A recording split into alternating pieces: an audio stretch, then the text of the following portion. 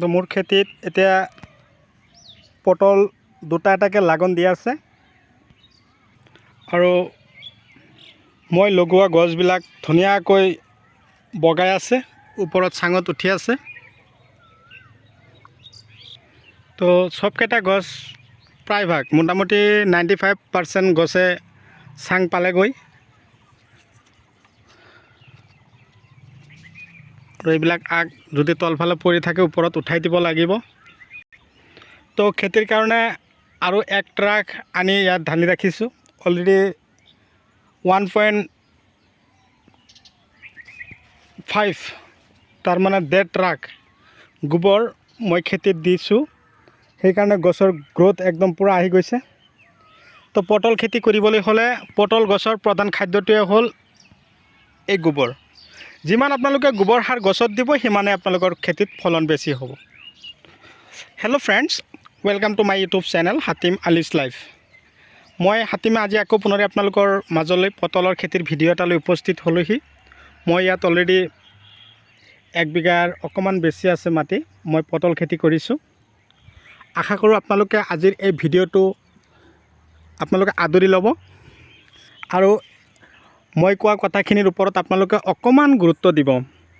যদি আপোনালোকে ভাবিছে যে পটলৰ খেতি কৰিম, যদি এইটো বছৰত আপোনালোকে ব্যৱসায় ভিত্তিত কৰিব পৰা নাই, মই আপোনালোকক এনেকুৱা ধৰণৰ পটলৰ শিপাবিলাক আপোনালোকৰ কাৰণে যোগান ধৰিম।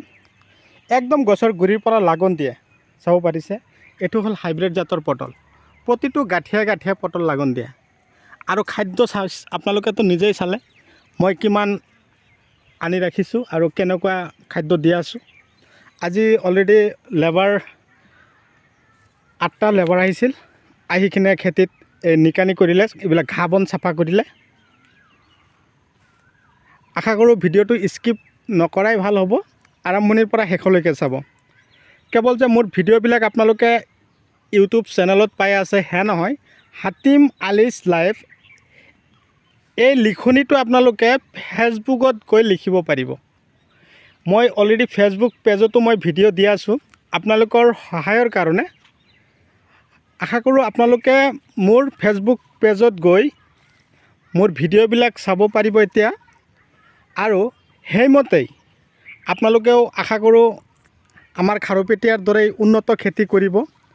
পূৰা ঘাঁহ হৈ গৈছিল, এইবিলাক চাফা কৰা হৈ আছে। তো ইফালৰ পৰা আৰম্ভ কৰি ইফালে এইখিনি আজি নিকানি কৰা হ'ল, তাৰমানে ঘাঁহ বনবিলাক চাফা কৰা হ'ল। তো কালি মৰ্ণিঙত আকৌ আহিব। আৰু পটলবিলাক যে মই কৈ থাকোঁ হাইব্ৰিড পটল, গছৰ গুৰিৰ পৰা লাগন চাব পাৰিছে কিমান ধুনীয়া। আপোনালোকে মোৰ পেজত গৈ যদি ভিডিঅ' চাইছে আপোনালোকে ফলোৱাৰ্ছ হিচাপে থাকিব, ফ'ল' কৰিব। আৰু এতিয়াও যদি নতুন ভিউৱাৰ্ছ হিচাপে আছে তেনেহ'লে মোৰ চেনেলটো ছাবস্ক্ৰাইব কৰি দিব আৰু কাষত থকা বেল ঘণ্টিটো লাহেকৈ বজাই দি আপোনালোকে মোক আগুৱাই যোৱাত সহায় কৰিব। আপোনালোকৰ মই সহায় সহযোগিতা কামনা কৰিছোঁ। তো পটল খেতি যিটো খেতি মানে এনেকুৱা ধৰণৰ 1 বিঘা মাটি যদি আপোনালোকে একদম পূৰা দমে আপোনালোকে নিজৰ কষ্টৰ বলত কৰি যাব পাৰে বা আপোনালোকৰ নিজৰ প্ৰতিভাৰ বলত কৰি আগুৱাই যাব পাৰে, তেনেহ'লে 1 বিঘা মাটিৰ পৰা এসপ্তাহ মূৰে মূৰে 10ৰ পৰা 12 কুইণ্টেল পটল আপোনালোকে উঠাই বজাৰলৈ বিকিব পাৰিব। তাৰ কাৰণে কি কৰিব লাগিব, প্ৰথমতে আপোনালোকে 1 ট্ৰাক গোবৰ আপোনালোকৰ খেতিত সিঁচিব লাগিব। লগতে super phosphate 50 kilo, potash 15 kilo, urea 10ৰ পৰা 15, DAP 10ৰ পৰা 15 কিলো ধুনীয়াকৈ খেতিত সিঁচি ল'ব। সিঁচি লৈ তাৰপিছত হাল মাৰিব, ময়াব, ধূলিময় কৰিব। তাৰপিছতহে আপোনালোকে লগাব। লগোৱাৰ পদ্ধতিটো আপোনালোকক মই আগৰ ভিডিঅ'টো কৈছোঁ, আজিৰ এই ভিডিঅ'ৰ মাজতেও কৈ আছোঁ। এটা শিপাৰ পৰা আৰু এটা শিপাৰ দূৰত্ব 3 ফুট দিব আৰু শাৰীৰ পৰা শাৰীৰ দূৰত্ব 4 ফুট, ঊৰ্ধত 5 ফুট। এইখিনি দি যদি আপোনালোকে লগাব পাৰে তেনেহ'লে চাব আপোনালোকৰ গছৰ সোনকালে গ্ৰ'থ হ'ব আৰু খাদ্য হিচাপে আপোনালোকে গোবৰ সাৰটো অকণমান বেছিকৈ খটাব, মাজে মাজে DAP ইউৰিয়াটো বেছি বেছি দিব। ইউৰিয়া সাৰটো যেতিয়া গছটো গৈ চাং পাবগৈ তাৰপিছত আৰু বেছি খটাৰ প্ৰয়োজন নাই। আপোনালোকে উন্নত ধৰণৰ ফাৰ্টিলাইজাৰ দিব, গল্ড স্পেচিয়েল চইল, মাৰ্বল, জিভা 26, নেনোজিয়াৰ, স্পাৰ্কাৰ জিয়াৰ, এই ধৰণৰ ফাৰ্টিলাইজাৰবিলাক দি যাব। দাহাত ডাষ্টাৰ পটল খেতিৰ কাৰণে বহুতেই ভাল। মাজে মাজে পাতগ্ৰাম স্প্ৰে কৰিব, বৰলে কোনো ধৰণৰ ক্ষতি কৰিব নোৱাৰিব।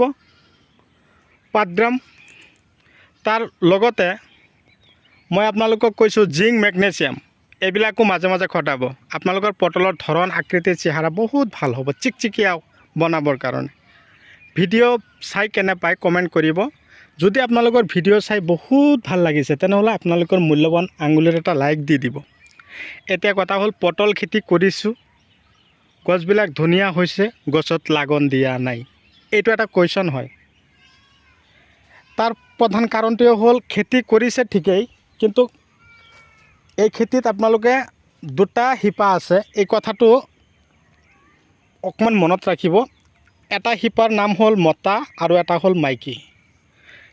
আপোনালোকক যিটো গছ দেখুৱাই আছোঁ এইটো হ'ল মাইকী গছ, পটলটো ডাইৰেক্ট দেখাই পাই আছে। তাৰ লগতে আৰু এটা গছ আপোনালোকক দেখুৱাই আছোঁ, এইটো হ'ল মতা, এইটো মতা গছ। চাব পাৰিছে কেৱল দীঘল দীঘল ফুল ওলাইছে, কেৱল দীঘল দীঘল ফুল ওলাইছে। একদম মৰ্ণিঙত আপোনালোকে চাব পাৰিব গোটেই গছ একদম পূৰা বগা হৈ আছে। আৰু এই মতা গছটো মাইকী গছৰ ওপৰত যদি বগাই যাব পাৰে, চাব আপোনালোকৰ গছত পটল কেনেকুৱা লাগন দিয়ে। 1 বিঘা মাটিত যে আপোনালোকে 10ৰ পৰা 12 কুইণ্টেল পটল ছিঙন দি বজাৰলৈ বিকিব, মই এনে কোৱা নাই। আপোনালোকে কৰি চাওক, আপোনালোকে নিজেই ৰিজাল্টটো পাই যাব। তো বন্ধুসকল, আজিলৈ এইখিনিতে অন্ত মাৰিছোঁ। পৰৱৰ্তী ভিডিঅ'ত লগ পাম। আপোনালোকে পটল খেতিৰ কাৰণে আপোনালোকক বহুতক মই শিপাৰ যোগান ধৰিছোঁ। যদি আপোনালোকৰ ফাৰ্টিলাইজাৰ লাগে, মেডিচিন লাগে, মোক যোগাযোগ কৰিব 7002163162। এইটো নাম্বাৰত হোৱাটছআপ কৰিব, যোগাযোগ কৰিব। মই আপোনালোকক যিমান পাৰোঁ হেল্প কৰি যাম। আপোনালোকৰ খেতিৰ দিহা পৰামৰ্শ যি লাগে মই দি যাম। তো আজিলৈ এইখিনিতে অন্ত মাৰিছোঁ। পৰৱৰ্তী ভিডিঅ'ত পুনৰাই লগ পাম। Bye bye.